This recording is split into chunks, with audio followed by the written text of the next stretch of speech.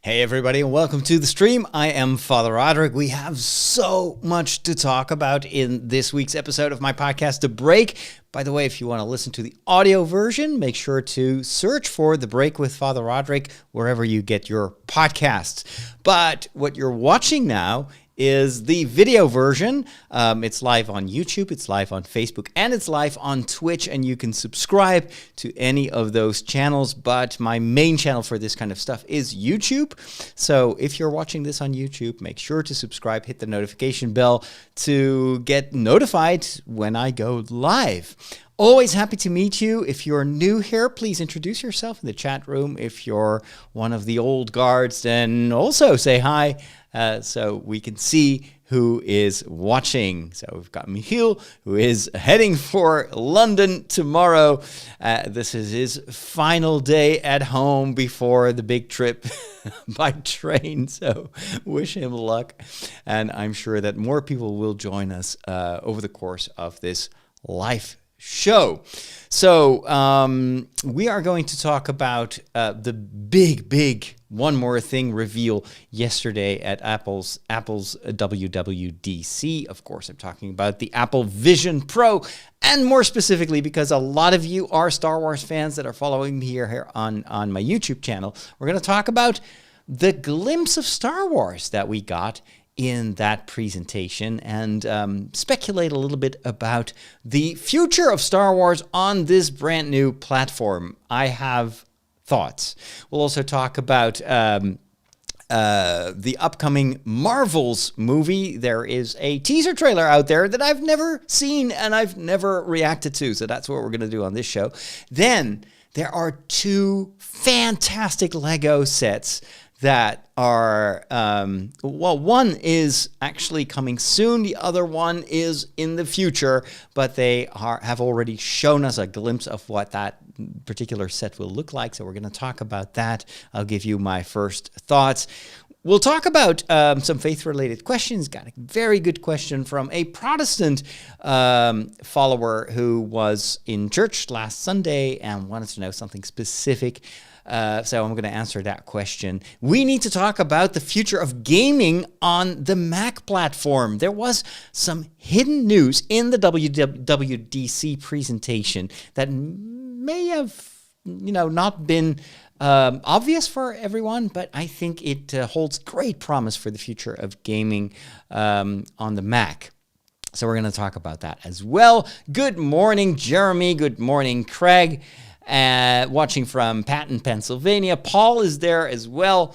And we've got Flying Car, who is a little bit taken aback by the very expensive price tag on the Apple Vision Pro. Of course, I will give my opinion on that as well. Mountain is also there, also very excited about the new Vision Pro, or Mountain Finance, I should say.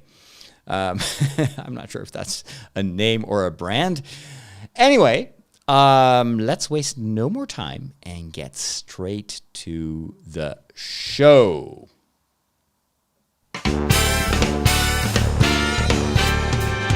Hey everybody, welcome to a brand new episode of The Break. I'm Father Roderick, and oh my goodness, do we have exciting stuff to talk about. Of course, we need to talk about the keynote presentation at WWDC yesterday, as of the time of this recording, with the reveal of the Vision Pro.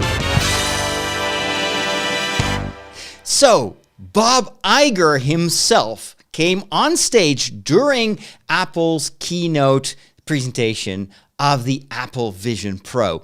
And the first thing he showed was Star Wars. And I couldn't be more excited about it. So let's take a look at that part of the presentation. So it started with him commemorating that Disney was eager to team up with Apple for this new platform, because not only is this a big year for Apple, with the first time in many, many years that we've heard the words "one more thing" on stage. So it's going to be huge, because this year sees the introduction of the Apple AR glasses called the Apple Vision Pro. But for Disney, this is also a very important year because Disney celebrates 100 years of existence. And so for Disney, with this Jubilee, it seems like a great way to establish themselves as one of the first big content partners of Apple on this brand new platform. So the first thing we see, of course, is the iconic Disney castle. And then it goes on to show us a bit of the token magic that Disney is part of. And, what better device to show off this magic than this magical device? So then immediately we get to see that we are able to watch Disney Plus on this new platform right from the get-go. In fact, they already show us some hints as to what this Disney Plus app may look like inside the operating system of the Vision Pro. So if you put on your Apple Vision Pro glasses, providing, of course, that you are able to get a hold on those and you have the money to pay for one of them, we'll get to that in a minute, this is how The Mandalorian would actually look like if you're watching it on with the headset view. So first of all, we have this screen that looks very much like, an iPad on which they are showing a sequence from The Mandalorian. It's actually the hyperspace sequence that we've seen where Baby Yoda, and there he is looking around and is just mesmerized by the glow of the stars, and then later on he will see these space whales as well. And I think it's an iconic scene that they chose on purpose because that's the kind of wonder that Disney is going for. It's the kind of magic that will enthrall you. All this to communicate that watching Star Wars on the Apple Vision Pro is going to be unlike any other experience that you've had of Star Wars before. Now, the other thing that immediately strikes me is that around the screen where you can watch regular 2D episodes of The Mandalorian, for instance, you have the projection of these additional screens with more information. So, for instance, on the right of the scene, this is the chase scene. I think that's in episode 1 of the last season of The Mandalorian. You'll see on the right side that there are some key characters. So it's like extra information comparable to what, for instance, Amazon Prime does very well. When you're watching a movie, you can always check while you're watching, who are the actors here? What else have they been in? Sometimes there's trivia projected. Well, on a lot of this extra materials on a lot of platforms, you have to click, you have to pause in order to see it. And then it will detract you from the experience of watching the episode itself. Well, here, it's much more elegant. These virtual screens are floating in, and they are showing you extra information while you are watching the movie. So on the upper left of the screen, you can see the 3D render of the Mandalorian ship. There is on the left side also a depiction of the Darksaber. It's the equipment, which of course the Darksaber is very central to season 3 of The Mandalorian. So I'm sure that none of this is real. This is probably all pre-rendered, but it shows you what Disney is going for in using this new platform to enhance the way in which we are watching Star Wars. So let's take a look at the rest of the image. So here are more of the pursuit that we see, and then the screens are moving back and forth as well. So here, right behind me, you see that they are projecting a screen with some planetary information. So now apparently we go to Tatooine, where we see R2-D5 showing himself, and then we go to hyperspace. Now this is really cool. This hyperspace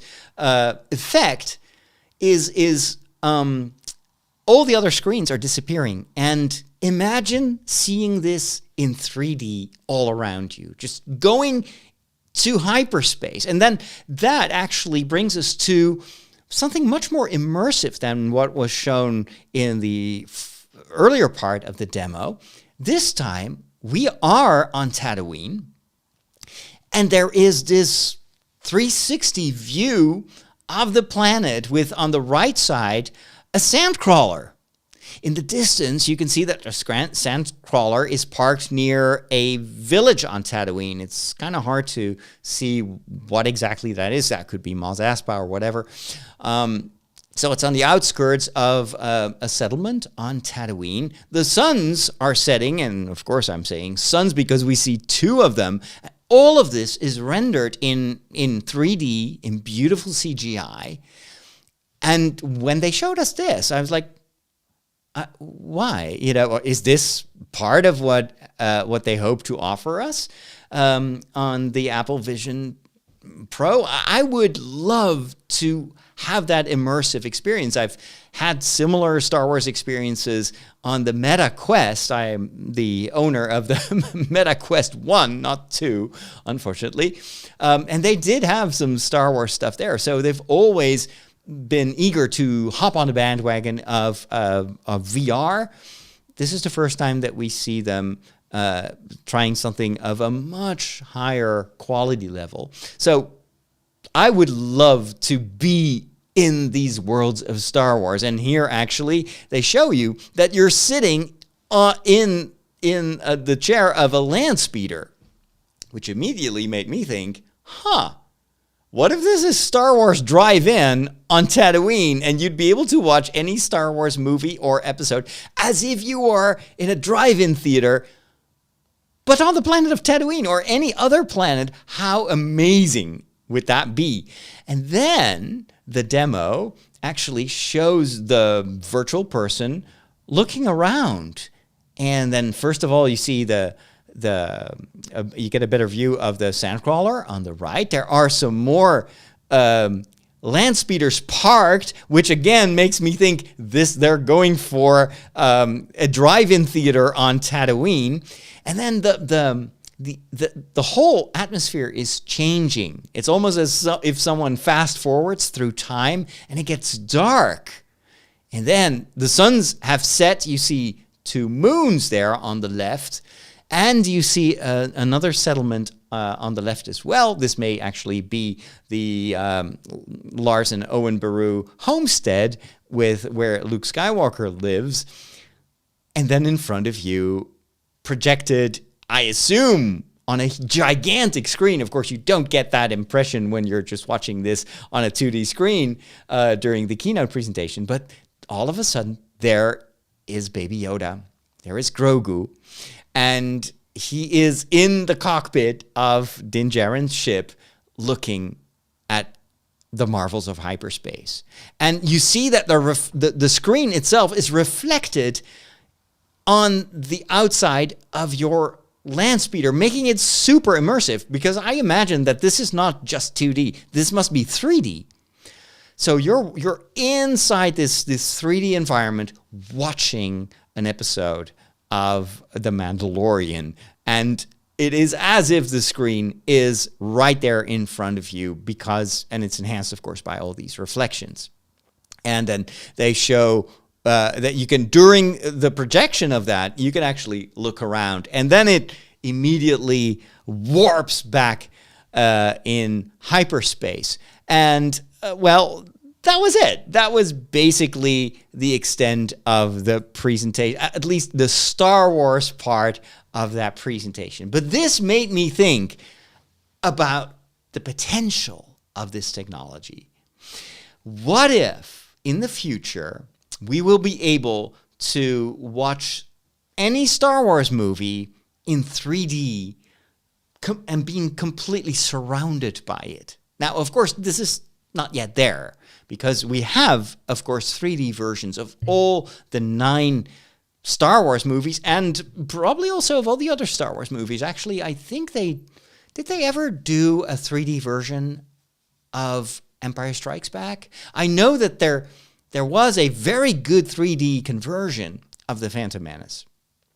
I know they've been experimenting, and of course, the sequel trilogy those are all being redone in 3D. It's all post-production 3D, but of course that technology has made a ton of progress over the years. So I can totally see this. None of the presentation of Bob Iger hinted at this, but it seems like such an obvious thing to do, especially because earlier on during the WWDC presentation of the headset, they showed that you could watch Avatar in 3D.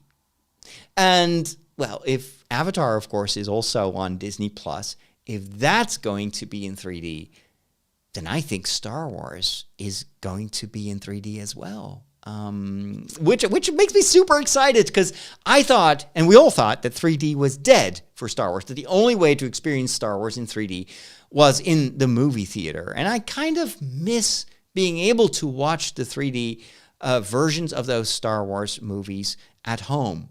This is the technology that will bring back Star Wars in 3D to my living room. And then let's think a little bit further than that. What about creating Star Wars content specifically, immersive content specifically for this platform? What if Disney is actually working, and I don't know, I'm just assuming that if they can render an environment for you to sit in while watching 2D content, then the next step, maybe in a few years from now, would be to create content that is actually so immersive that you are there inside this virtual volume. You know, they're using the volume to film Star Wars stuff. But what if they can create something as immersive, but then for this platform? I couldn't be more excited. What if, for instance, they could offer the same kind of rides, the experience that you get when you are at Galaxy's Edge. Is it Galaxy's Edge?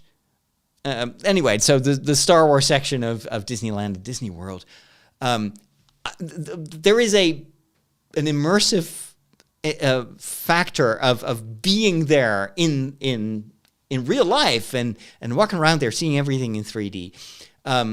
I think they could totally bring to a device like this and sell it at a premium price. Now you have to pay a lot of money to go to Disneyland and Disney World to experience this. But what keeps them from offering these high-level, high-quality experiences for a platform like this? I mean, I don't even think that they should have to give it away for free to anyone who is subscribed to their Disney Plus service. I think they could just sell it as an experience on its own, and I think a lot of Star Wars fans would probably pay for that. I would.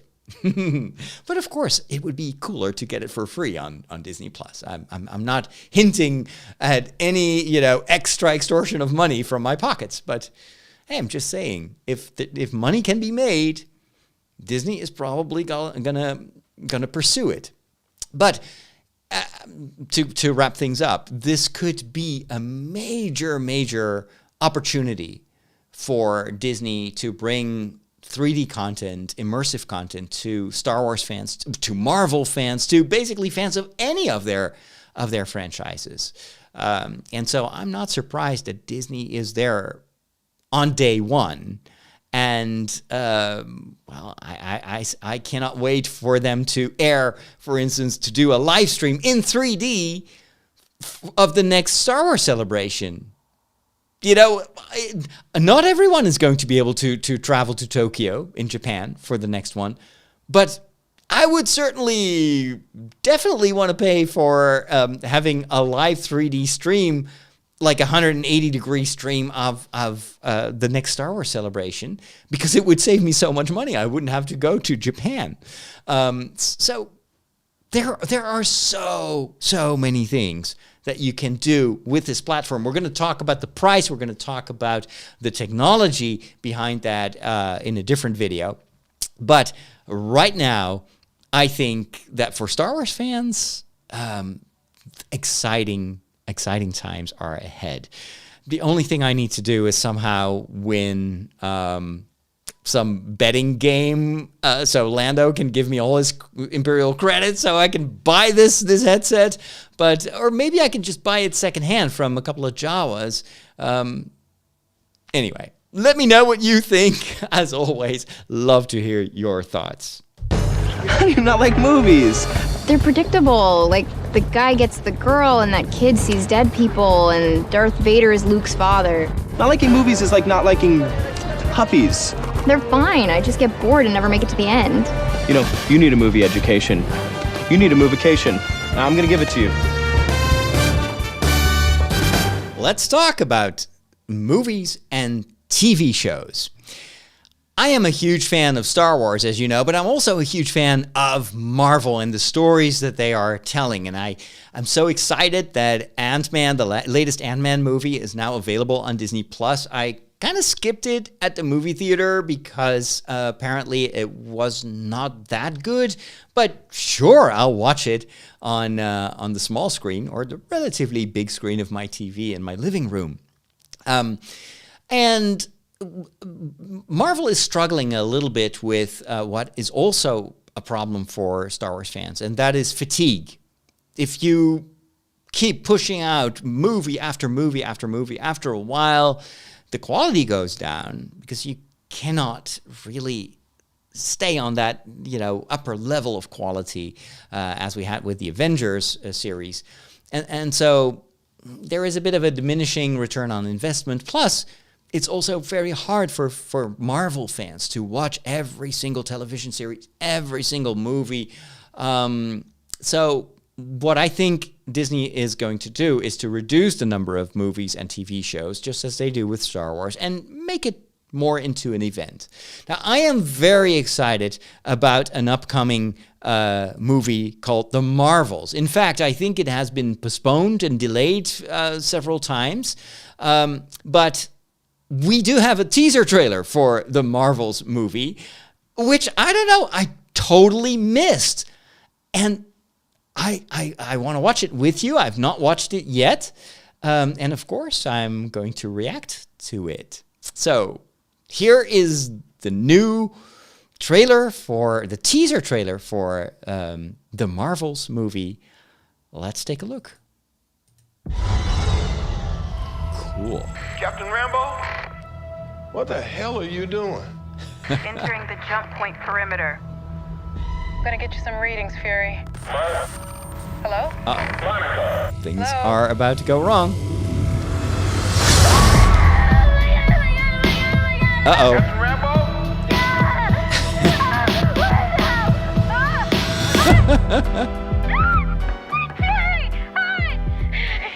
Is this an Avengers test?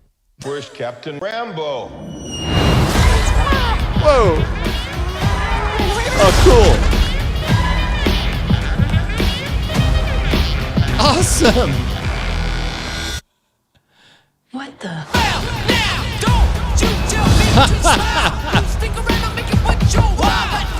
Hi. We're looking for Kamala Khan. Oh, that is so Okay, cool. so our powers are entangled. I can manipulate light energy. And you... I could totally show you. Whoops. Not again! Hi. Where's our daughter? Wherever you were.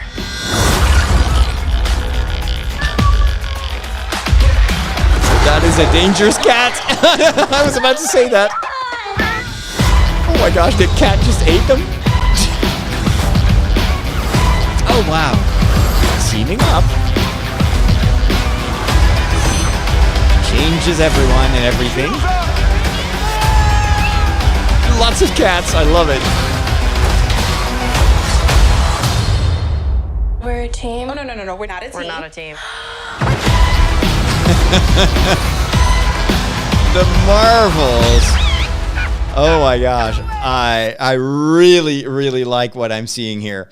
So, The Marvels is going to bring together 3 strong superhero women in one movie, and there's going to be a lot of humor. This looks really funny. I love that we get to see the alien cat. I forgot it's not really a cat. It's actually an alien that looks like a cat.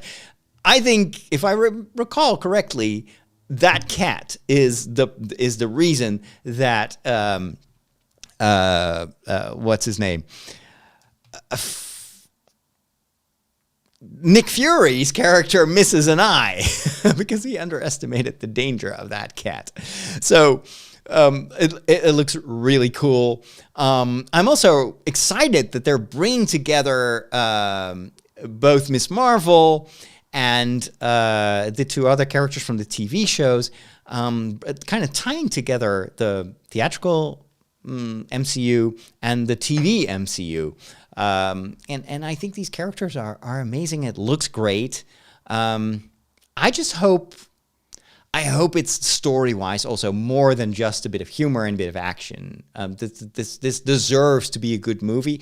Well, they've been working on this for quite a while, so hopefully they were able to tweak the story enough so it's up there in terms of quality. But I don't know. This is all I've seen of the movie. I would love to hear your thoughts. So let me know in the comments.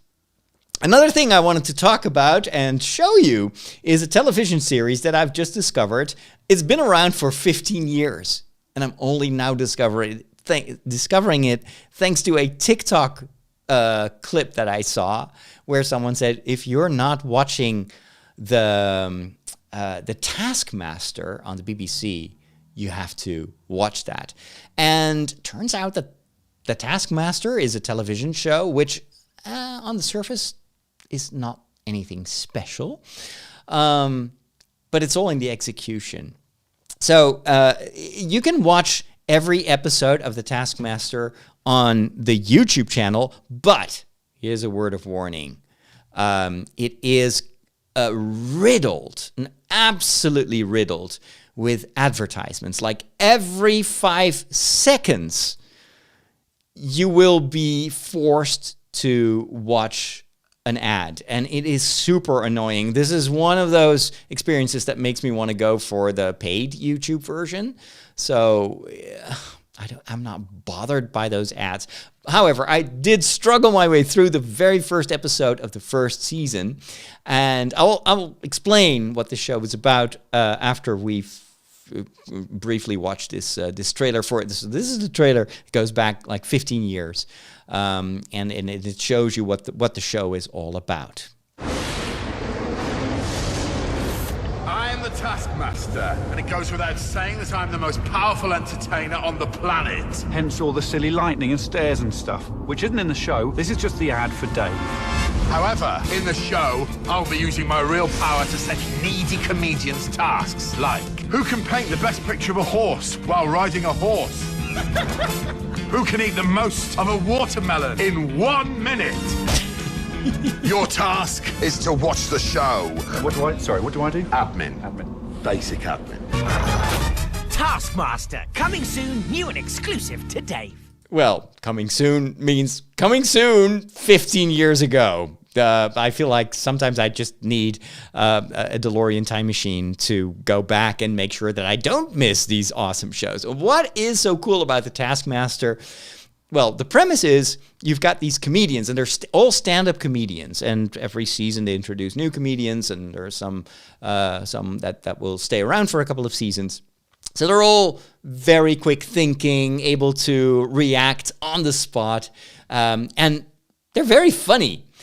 What they do before all these stand-up comedians come together in the studio is they film these different comedians performing the most crazy missions. So it's a little bit like Donald Trump's Apprentice series, but then funny and without Trump, which makes it super, much better. But it's like, for instance, like eat as much melon as you can, but they don't even know that they're going to be faced with a whole melon. So then some have anticipated that and others haven't. So they need to figure out a way to, break the melon in pieces and start eating it. The task where they have to paint a horse while sitting on a horse is hilarious as well. And so they film all that, but the comedians don't know how what tasks the others have had to do. Nor how they performed. And it's only when they're all together in studio that they are being shown the results of their attempts. And then the funny thing of it is, of course, the Taskmaster himself is an awful person. He's like very cruel, and then he has an assistant, and their chemistry is really great as well. But the reactions of these comedians to one another and to the performances that they are being shown, that's what makes this so extraordinarily funny. I was laughing out loud. I was really irritated by all the ads. But the show itself is amazing. So just go to YouTube and look for The Taskmaster. You can watch all 15 seasons. I think like half of what you are going to see is ads. So you'll have to see for yourself if that is something you're willing to do. But especially if you have a YouTube subscription where they don't show you the ads, you're in for a ton of fun.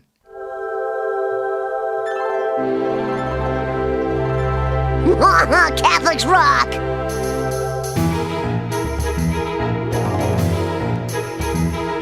It is time for a visit to the Peculiar Bunch, and, well, that consists of these crazy Catholics with their really strange rules and regulations. This can be a peculiar bunch. No meat on Friday. Oh, meat? What do they eat? Light bulbs? And today I want to reply, or I want to actually repeat the answer that I gave to a Protestant, I can't say parishioner, but churchgoer that I got. Man, you guys got more crazy rules than Blockbuster Video. So last Sunday in church, I was celebrating a mass that was, we call this like a low threshold mass, and it's a part of an evangelization effort in the parish where I assist.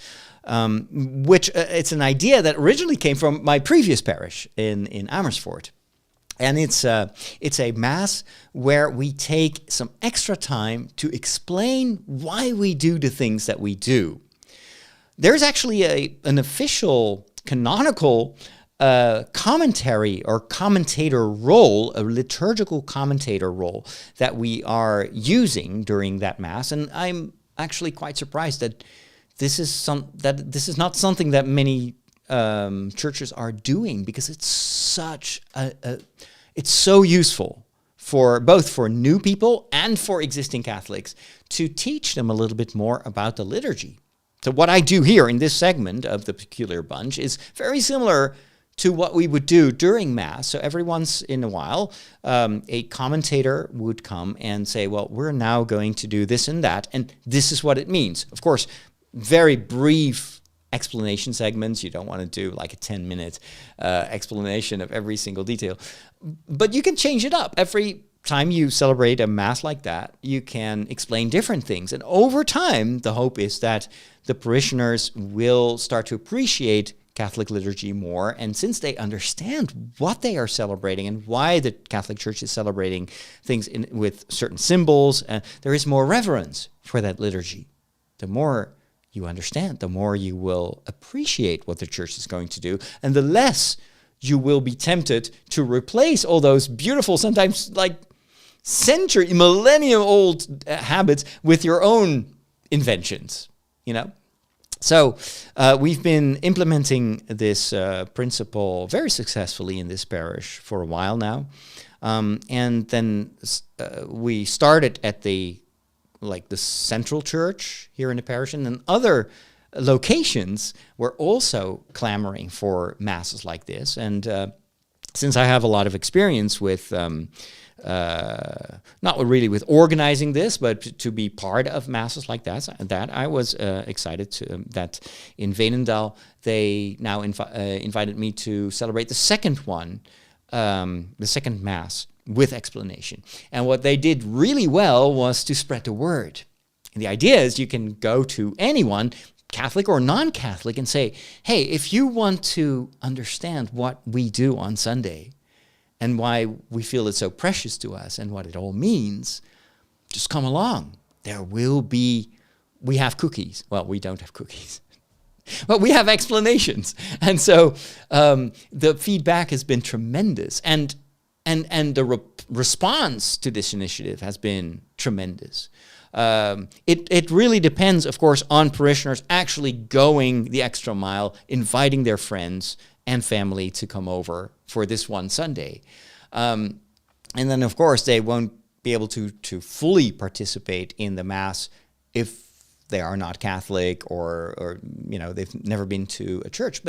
But we make sure that they feel welcome, and it's an open invitation. And if you want to know more, hey, maybe you want to give it a thought if becoming a Catholic might be something for you. So ideally, what I hope that we, over time, we can do is offer these people that are there for the first time in their lives to start a course.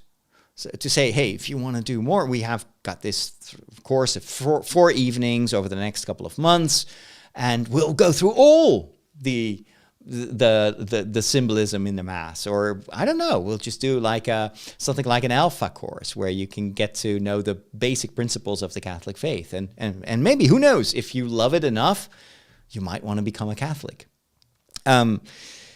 So we had a full church this past Sunday, which again is pretty rare and pretty exciting to see how many people have responded to this initiative.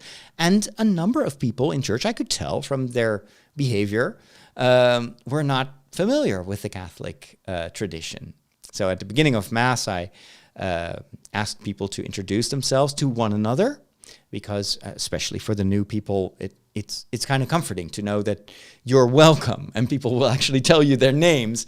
And then I asked, who's here for the first time? And we had a couple of people raising their hands, and maybe some other people that didn't raise their hands because they were too shy. After Mass, we always make sure that there is coffee and cake and snacks and whatever. So we invite everyone to hang out with us and to try to connect with people that you have never spoken to. And so I was talking to a mother from Ukraine, and she fled Kiev at the beginning of the war together with her son. And they've been living in the Netherlands for more than a year now, ever since the war started. So she talked about where she came from, not just geographically, but also her lifestyle. She said it's incredible here. You're like totally at the bottom of the social ladder again. People treat you as if you are completely dumb, and it's just because we don't speak the language. But actually, I used to be, she told me, an academic researcher. I am a doctor. I was conducting, and I'm still conducting, research in anthropology. And yet people talk to us as if we don't know how much is 1 + 1.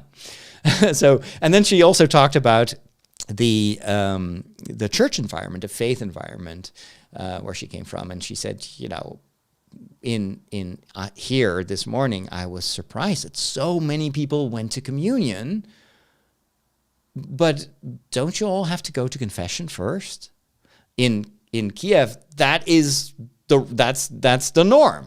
You would never see this many people going to communion or present themselves for communion without having gone to confession beforehand. So I explained to her that in the Netherlands and in many Western countries, the practice of confession is rare. It's a sacrament that is forgotten about by many people, maybe neglected. But that personally, of course, as a priest, I'm always available for confession. So that was the first thing she asked me, is like, yeah, can I do that? So next time I'll make sure to be available for confession. And but it also reminded me of how much our current practice in the parish is. We think that this is the norm, confession. Oh, it's going to be so hard to bring that back.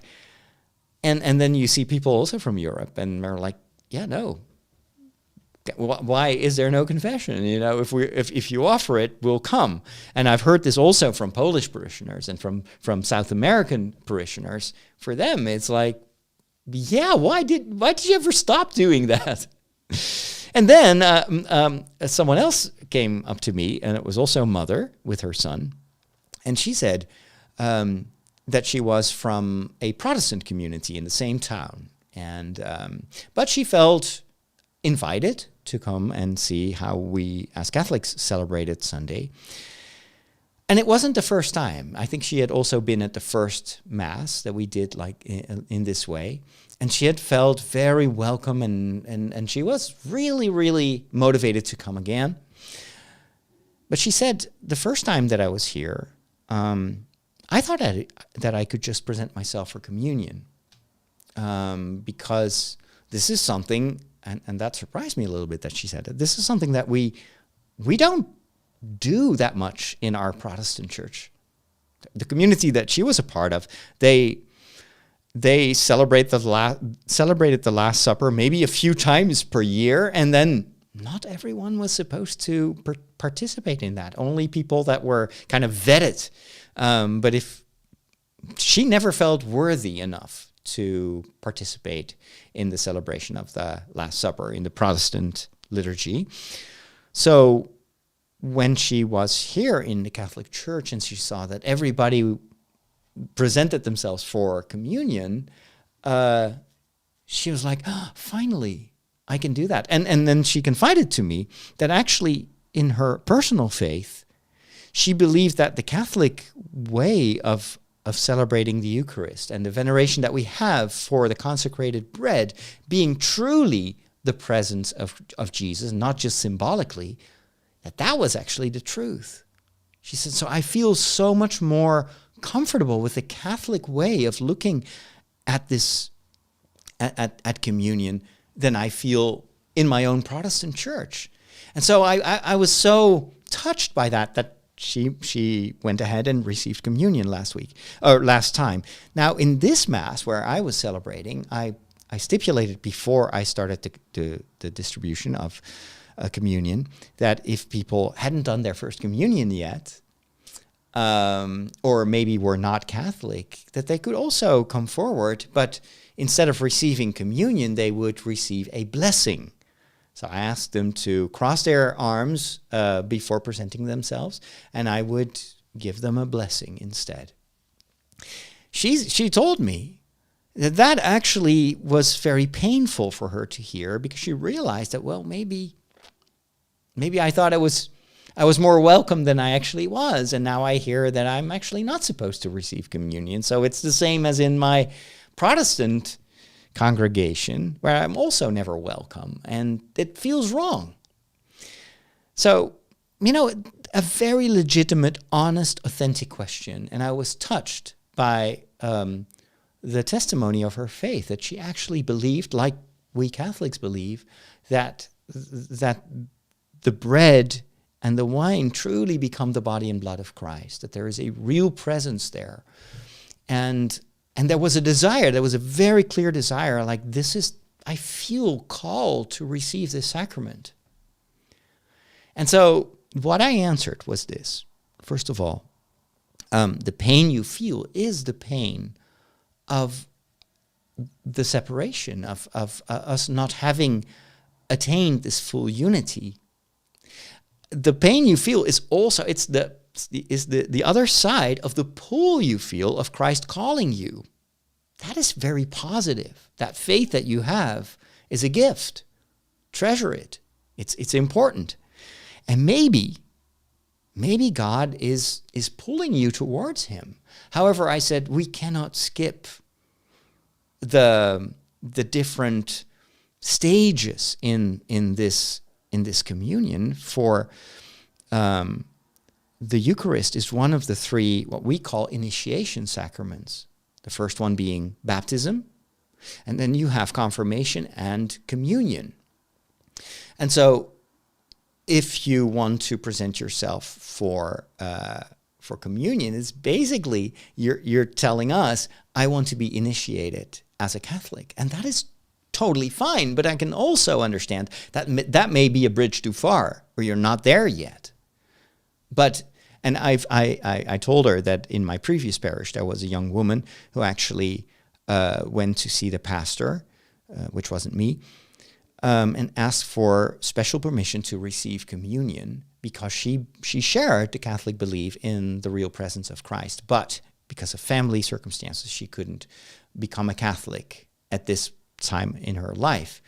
And there are certain exceptional situations in which that permission can be granted. For instance, if you look at Taizé, which is a ecumenical monastery in France, some of the brothers have a Catholic background or share the Catholic belief in the Eucharist, and they have been given permission by the Pope to receive communion.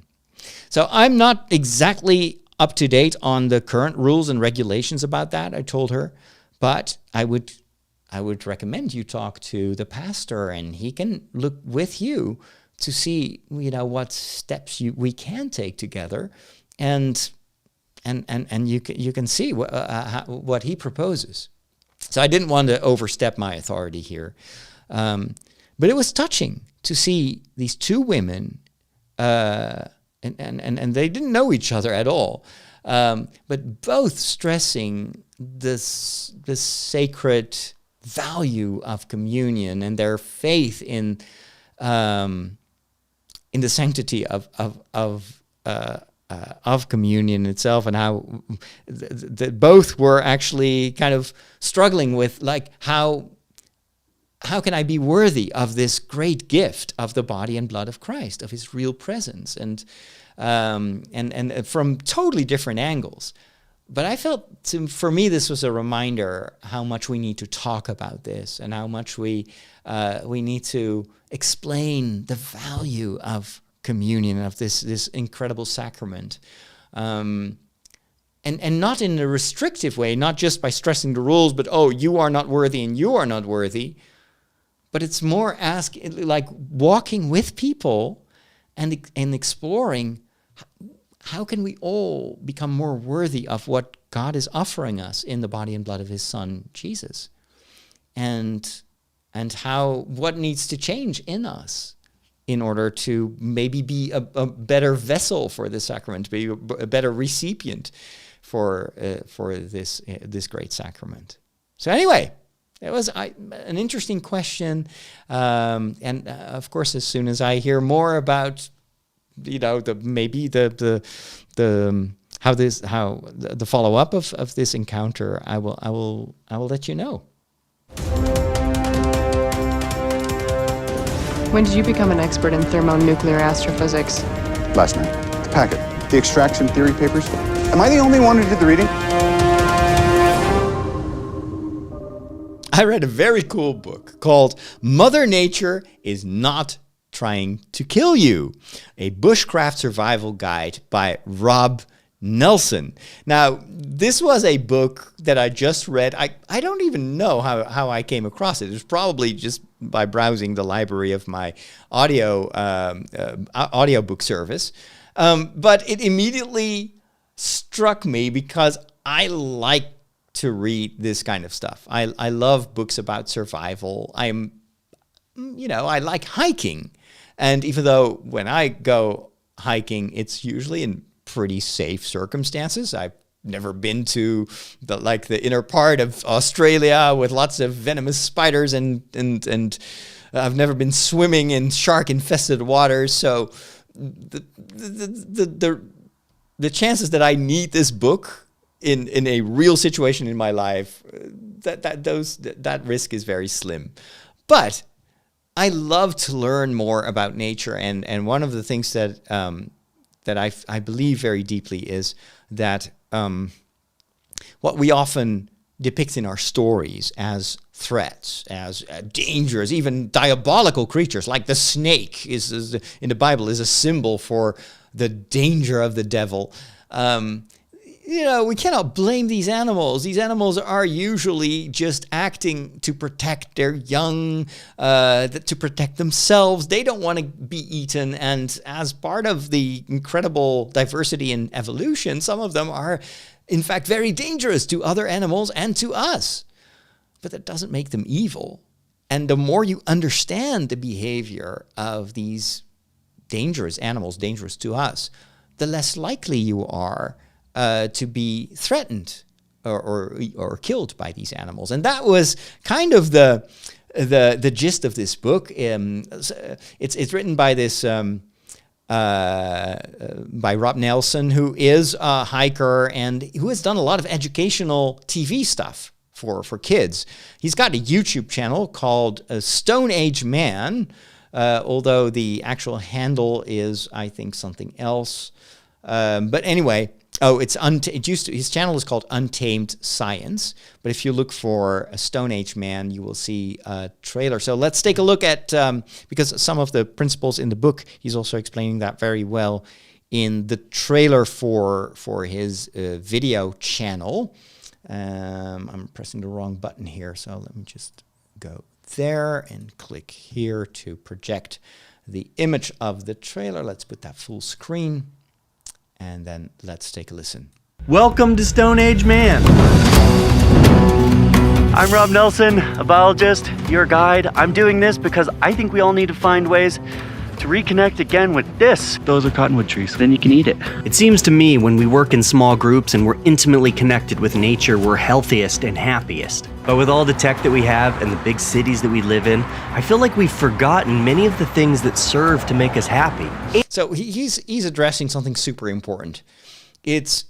We've become disconnected of nature.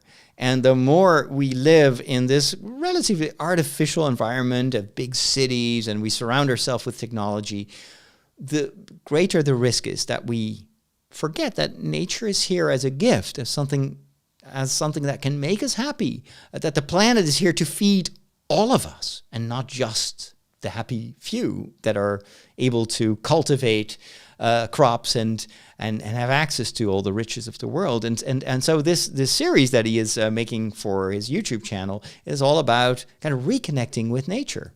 And who's there to teach us? What happens to those teachers, those wise elders, when we leave school? It's hard for a lot of us to find. Where do you go to learn about this?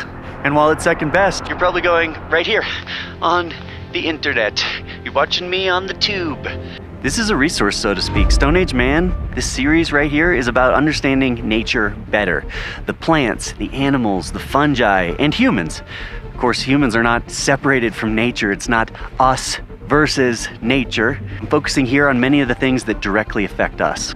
I think this is an amazing concept. It's an amazing approach for a YouTube channel.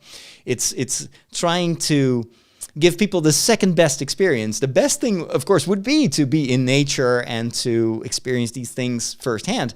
But thanks to a YouTube channel, you can actually bring people along. This inspires me to continue working on my documentaries, because this is exactly, of course, in a totally different field, what I would love to do on YouTube, in addition to the geeky stuff that I do on my main channel, is to bring people, to reconnect people with the tradition, with faith, with these centuries-old stories, not by just relating them or writing them down in a book, but by taking people inside those stories, by visiting the places where these things happened. And that is how I've always done my travel documentaries, and seeing how successful this guy is in doing that with nature type of travel videos, I'm feeling like, yes, this is a concept that I think I can emulate. Along the way, I'll have a weekly skills video. It's always fun to practice. Looking for stones that you can break apart, make little blades out of. you did that on purpose. Mm-hmm. Much of these are bushcraft skills, but many are just great skills to bring with you into the outdoors. That's also very inspirational for me. So it's not just travel videos, like long-form documentaries, but he also does these shorter bits. Let me explain this or let me explain that. What I do on the break when I explain certain faith-related questions is something that I can totally see as being part of that channel. In addition to the long-form documentaries and stories, let me just explain how that works and explain symbolism, maybe highlight architecture or art, and doing these short form, like the next time you're in France and you wander into a church, this is what it means. We're also leading courses every year. I decided I didn't want to just talk about nature online. I wanted to do it as well with some of you that want to join us. So I've organized 2 to start. We're going to the Amazon and we're doing a winter survival course. That too. Great idea. Talking about integrating everything. I love to travel. And you know that one of the big things that we as Catholics do when we travel is to go on a pilgrimage. And I've pitched this in the past to myself, to the board, to you. Like, what if somehow we can also bring in this aspect of going on a journey together and visiting these places that you've seen in my YouTube videos? We've done that once in Rome, and it was fantastic. And I so want to do that again. But and this gives me kind of the template. And what I like about this approach is how it brings all these different talents of this guy together. He wrote a book. He makes these documentaries. He explains things. He's a teacher.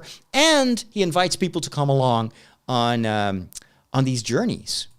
So check StoneAgeMan.com to see where we're going next. And we've got gear.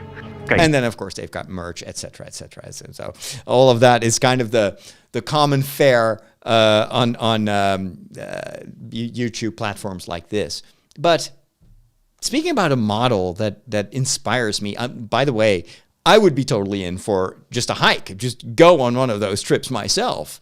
Doesn't have to be a pilgrimage. I love being in nature, and certainly if I can be there with an expert who can explain to me what's happening, yes, I would totally do that.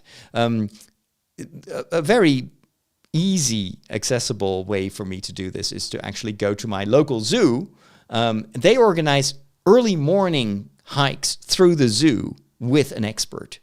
And you go and visit all these places. They have, of course, also a bush area with lots of wild animals.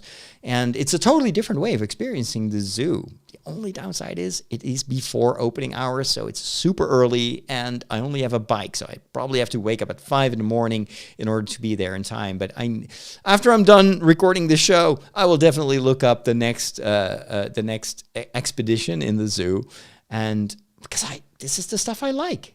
So anyway, all that is just in relation to the book that I read. It's an easy to read book. It has a ton of interesting information about the big animals, the dangerous animals, and the fun thing is you probably don't need all the survival stuff, but in the process of learning how to survive these dangerous animals, you learn more about the natural behavior of these animals and why they are so dangerous. It's not because they want to kill us. No, they just want to, have their place on this planet, and they need to defend themselves. That's very much like what we do as well. All right, that's it for the book. I want to talk about 2 upcoming Lego sets. I was so excited when I saw this Lego video of a Jaws Lego set. It looks absolutely phenomenal. The only thing is, the set doesn't exist yet. This is part of Lego's Ideas series, where they invite people to come up with something that Lego has never done before, and then to create a mock-up. A lot of people that do entries for this contest, I don't think you can really win something, but maybe your build will end up being an official set, and they let people vote on all these different sets. And a lot of these builders are building this in virtually. So the render that I'm currently looking at shows you the main elements of the Jaws movie, the classic Jaws movie. It's got, of course, the first thing you see is this gigantic shark, which looks phenomenal. I love that. Lego has done sharks before, but never a shark that looks this good. But you can tell that it's built, virtually. This is a render. This is not built with real Lego, but it should work. There's building software where you can basically use any type of brick that Lego has ever made in order to create something new. So the shark looks phenomenal. You've got 3 minifigures, the 3 main actors in the story. And then, of course, you've got the orca. Now, if you've never seen a movie, you think, wait, two big fish? No. First of all, an orca is not a fish, it's a mammal. But it's the orca is the name of the boat. Remember, the quote, "We need a bigger boat." They're talking about the orca, which is just a regular fishing boat, but they use it, of course, to hunt for Jaws, for this big white shark. And so the boat itself looks fantastic as well.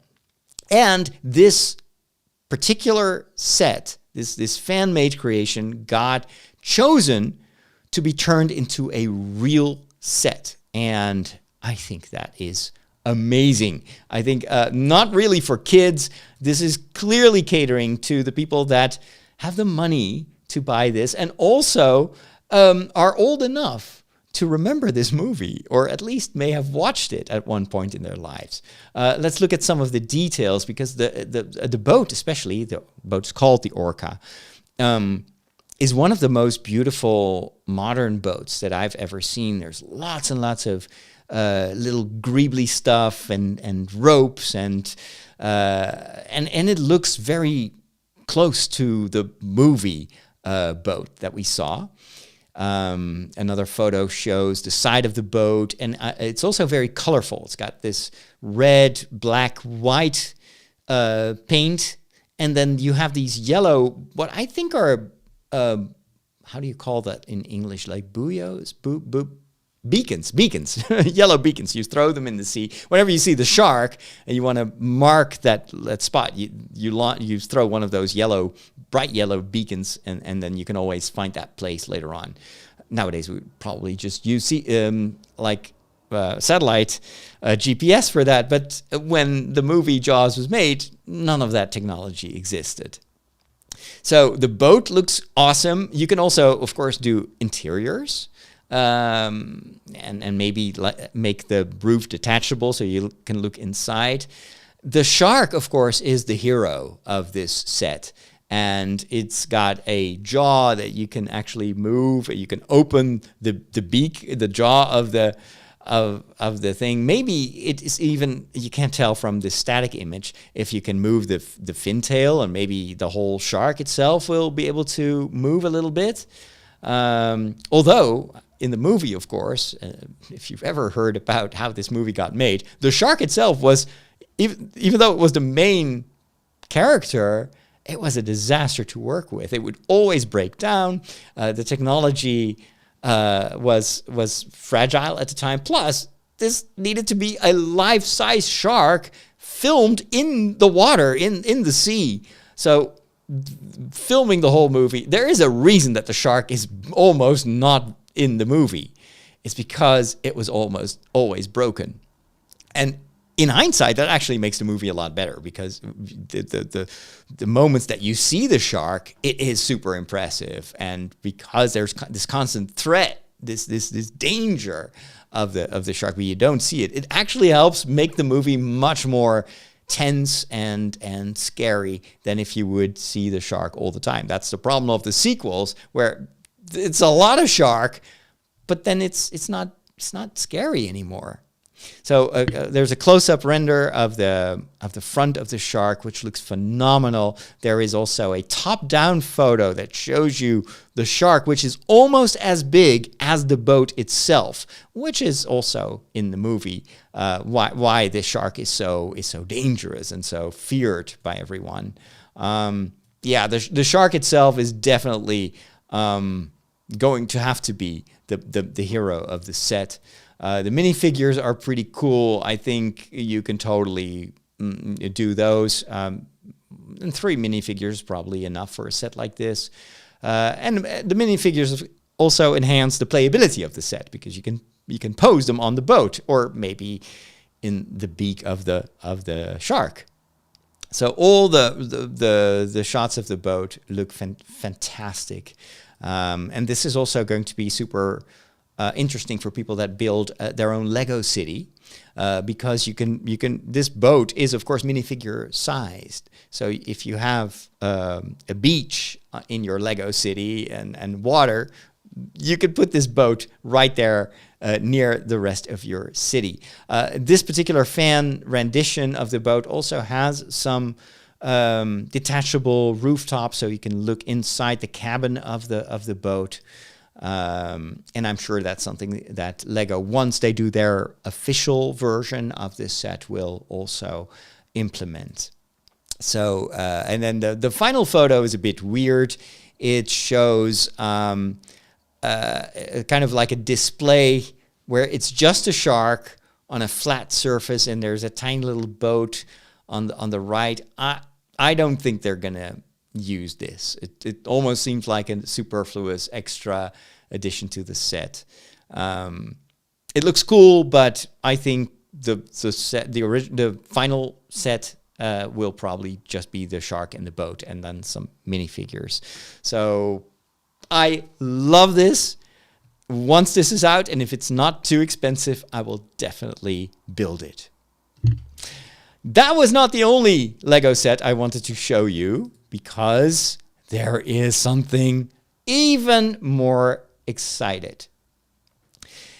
I thought that the Hogwarts Castle Lego set was the last Harry Potter based big architectural set that we would ever get. We've seen other sets, but they're more based on a kind of a toy version, like a dollhouse version of certain parts of the Hogwarts Castle. So I loved building this big, huge Hogwarts Castle set, and it's one of my proudest possessions in the house. I've put it on display in the living room, and it's always when I have guests, they are all immediately attracted by just the look of that castle set. But now Lego has announced and has also shown us pictures of a brand new Hogwarts Castle set that not only has the same buildings as we have in the existing big Hogwarts Castle set, but it has actually all the grounds around the set. This is something that mock builders have visualized many times before. The thing is, of course, those are not official Lego sets, and you need to often pay a lot of extra money to get the parts to build those, more full-fledged renditions of the Hogwarts Castle. For a long time, there were rumors that Lego would create a second set that could connect to the existing Hogwarts Castle set to form one full-sized Harry Potter castle. That never materialized. There are some fans that have created mocks, and if you go to the fake Lego sites, you can buy those. But those are very expensive because there are just thousands and thousands of bricks and parts needed to basically complete the castle. What we got instead is this, what we're currently looking at. It is a much smaller version, like a micro-scale version of the Hogwarts Castle, although, to be honest, the existing set is also micro-scale. It's not minifigure sized, but this is much, much smaller. But what makes this so cool is that it is the entire building and the grounds around it. So you see the castle, and it's got the big hall, it's got the entry, but this one also has the astronomy tower on the right. It's got the greenhouses on the right side of the castle. It's got the sea, or the lake, I should say, the big lake, the lock, I should say, that of course is the dwelling place for all these creepy creatures that we see in the Goblet of Fire. And I think this particular rendition of the castle was inspired by the Goblet of Fire because it also shows you two details. It's got the big floating horse and carriage from the French wizarding school, and the emerging ship that is actually able to navigate underwater, and then I think that's the Russian magician apprentices. The box is already fully rendered. It looks amazing. This looks even better with a dark background.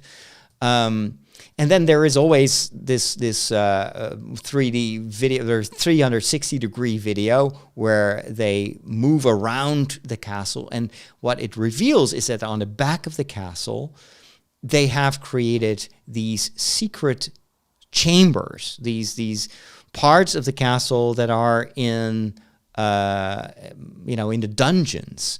and there is a render of the back of the set, and you can see it even better. Now, the current big Hogwarts castle set only has the front. If you turn it around, you can actually see all the rooms and the dining room and some of the classrooms, etc.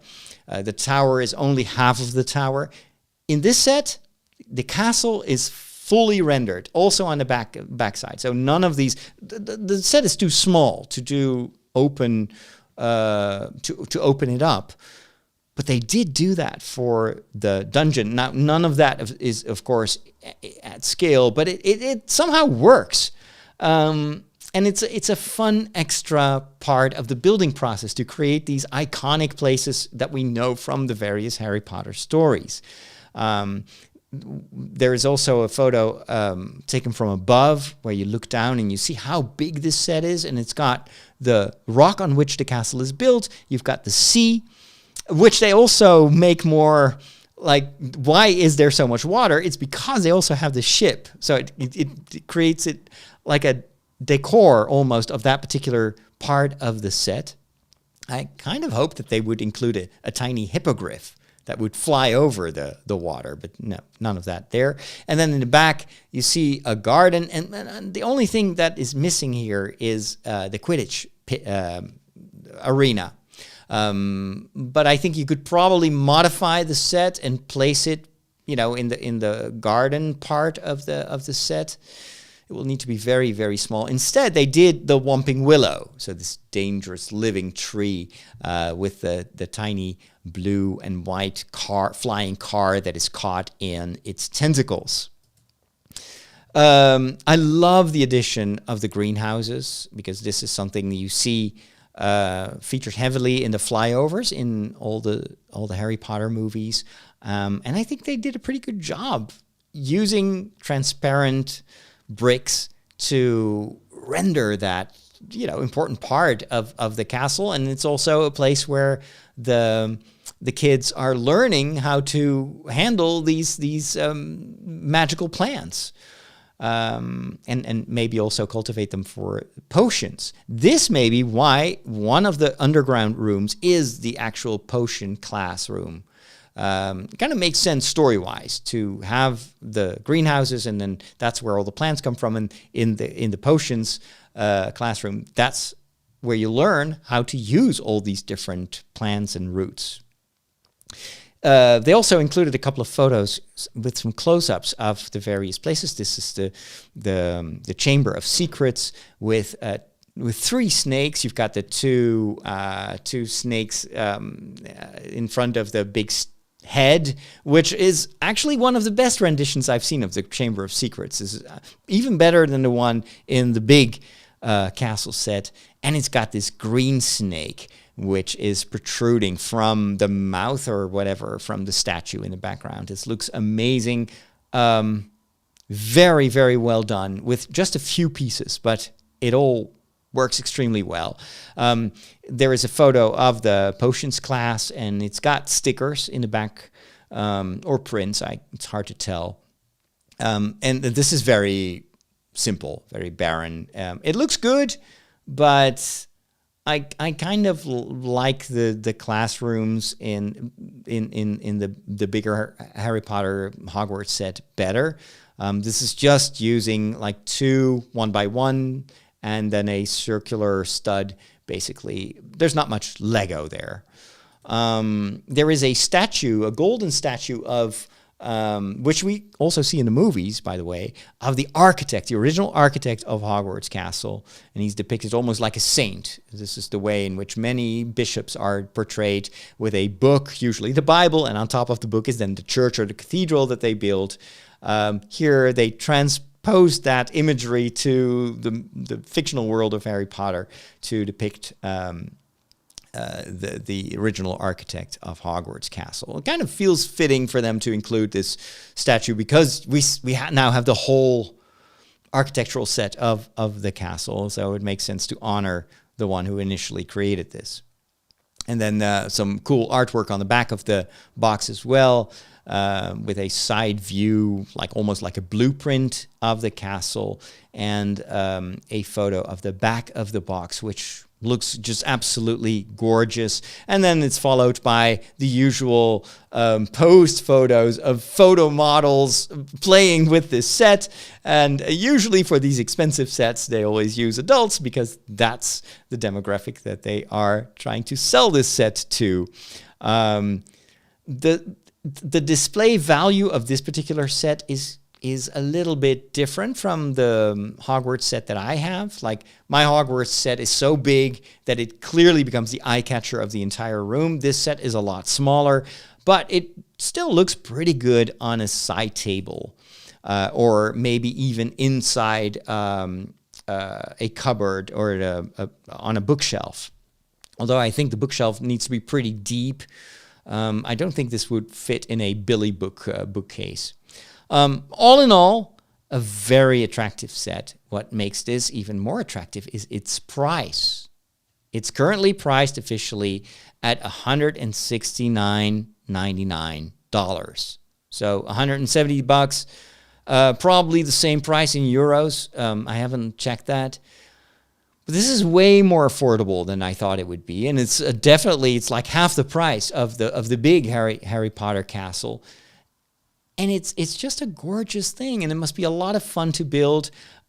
Looking at the details, I'm also really impressed by how they give the impression of detail, even though all of this is micro scale. And yet the elegance of the castle really comes across. There is some very, very smart building that is on display here, and it must be a ton of fun to build this set. So I'm adding it to my wish list. Why not? I'm going bankrupt anyway. Oh boy, oh boy, oh boy. Oh, I'm pressing the wrong button because, we are on the cutting edge of technology. We need to talk more about the vision. Well, what does that mean? Just plug it in. It's going to say, hey, I see you plugged in a new device. And it's going to load in the appropriate drivers. You'll notice that this scanner build... Whoa. Well, all your technology stuff, it just ends in disaster. But there is one more thing. There is one more thing, and that one more thing was actually presented during the WWDC. I've already talked about it at the start of this show, and it's, of course, the Apple Vision Pro. Now, technology-wise, this completely blew me away. There are a number of things that I think Apple did better than anything we've seen before. And let me just mention a few of them. No controllers. The tracking of your hands, it's got downwards facing cameras, and apparently your gestures can be super subtle. You don't have to wave around. So I think they did a terrific job implementing that. Eye tracking apparently is amazing. They use infrared cameras to see what you're looking at, and that is used in the operating system. So you can just look at an icon, and it will amplify you, and then you can just pinch your fingers, and it will be activated. Apparently you can also do this by, for instance, if you want to search for something, you look at the search window, and you start talking, and it will transcribe whatever you're saying, and it will search for that. Little subtle details. You can tell that they've been working for years on this operating system, and it feels very Apple, and it feels very natural. What I also thought would certainly fail and look super dorky and creepy was this rumor that somehow these glasses would project your eyes to the outside world, making it seem transparent, which it's not. It's just two outward-facing OLED screens. They're integrated in the total design of the glasses. But the way they showed it, sold it. I was like, yeah, this is super elegant. I just couldn't imagine how they would do it. The way they did it is amazing, and it makes this so much better than any other AR, VR glasses or headset that I've ever seen. And this seemed to be one of the major things that Apple wanted to accomplish, is to give you the feeling that you're not locked inside a world. The last thing they want you to feel is that you're inside the metaverse, and you're inside this prison. And people that are seeing you wearing these goggles have the feeling that you're blind and they cannot communicate with you. The whole idea of making this seem transparent, and that if someone is approaching you, that person will actually appear inside your field of view. All of that is, and I'm sure they tested this out, will give people much more the idea that they're looking through these glasses instead of these glasses locking them inside a fake world. The screens inside the glasses are the best quality that are currently available on the market. They're super expensive. The price is probably mostly linked to those screens. It's brand new technology, but apparently you can watch computer screens inside the glasses that are genuinely 4K. It's not fake 4K, like reduced, like in the Quest.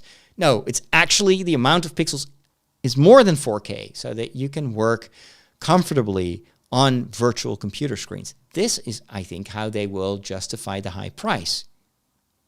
For $3,500.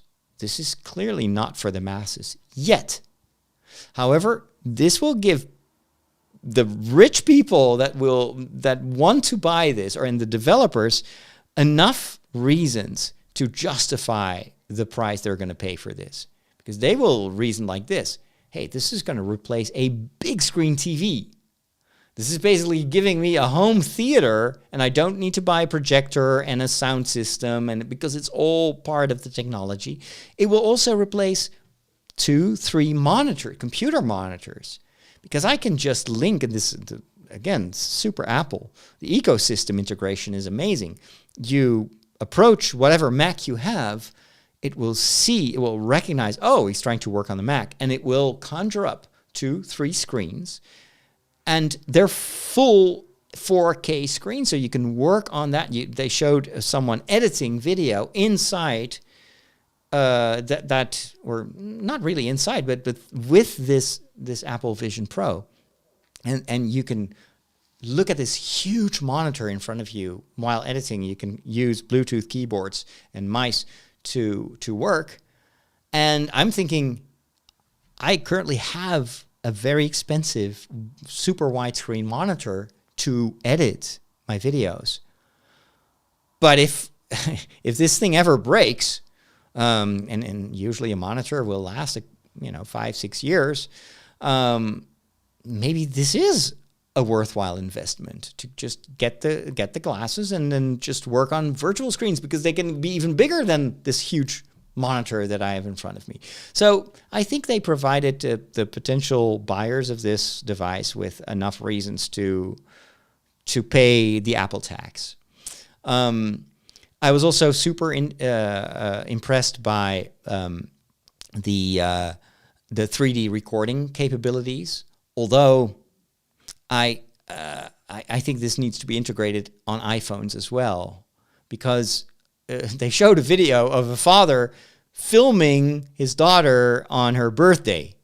And while that, of course, is a wonderful 3D memory to keep with you for the rest of your life, but imagine the child looking at a father wearing these creepy goggles. No, I don't think that's a memory that the child wants to have of that occasion. So it's a cool demo, but I don't see people using this in real life. Maybe at least not in this iteration. Over time, of course, this technology will become thinner, easier to wear, and most importantly, much, much cheaper. So I think that Apple is laying the foundation here for something that they will continue to develop over the years to come. If you remember the first iPhone or the first Apple Watch, it was expensive, it was clunky, it was slow, it was big, battery power was very limited. But look where we are now, years later. This is what Apple usually does. They make sure that the foundation works, and then it takes them several iterations for this to become a mass product. And maybe in a couple of years from now, we'll look back on this introduction and think, like, wow, that's how it began. And look at it. Everybody has one now. Or not. We don't know what the market is going to do. This is very risky for Apple. Maybe the riskiest product introduction that they've ever done. But quality-wise, it is mind-blowingly good. And personally, I was most excited about the 3D movies and being able to watch all these three. I love 3D movies. I still have a television that is able to display 3D movies. And I will never sell it, and I hope it never breaks, because I love my 3D movies. But this, of course, is the future. If there is a future for 3D movies, it's this. And I can totally see Apple continuing to develop AI and apply it to existing photos and videos and turn them automatically in 3D. That's, I think, where this whole thing is going. Now you still need to have a human intermediate to kind of turn something into 3D with the aid of a lot of software. But I think in the future, AI is so smart that you can feed it anything and it will turn it into 3D. Just imagine the possibilities. It gets me so excited. I feel like I've been getting a glimpse of the future. And with that, it is now really time to wrap things up. But not before I thank my patrons for their ongoing support and also their input on the Discord server. It was very fun to watch the whole presentation together with the people in the chat room. We've got a technology club, and whenever there's an event like this, we just gather around the campfire and we just talk about what we see. It's just one of the perks that we offer to our monthly subscribers, or monthly, I should say, supporters. You're not subscribing to anything. I want to especially mention today John Bolt, who upped his tier from the low entry tier, which is $2.50 per month, all the way to a lot of money per month. And I'm super grateful for that generosity. We've got a couple of people that are, really donating quite a substantial amount every month. It allows me to not only pay the bills, but also to work on these documentaries that I've been talking about, and maybe over time even hire some extra help. This is how I want to grow my ministry, but I can't do it without your support. So thanks again for the small and the medium and the big donors for their support. It means the world to me. Talk to you soon. God bless.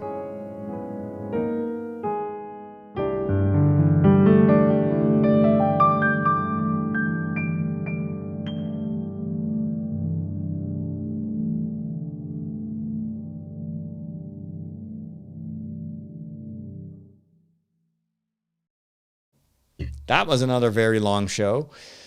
Oh, my back is hurting and I'm hungry. I need to get some food in me, because in an hour and a half I have my running training. But let's quickly take a look at the chat room.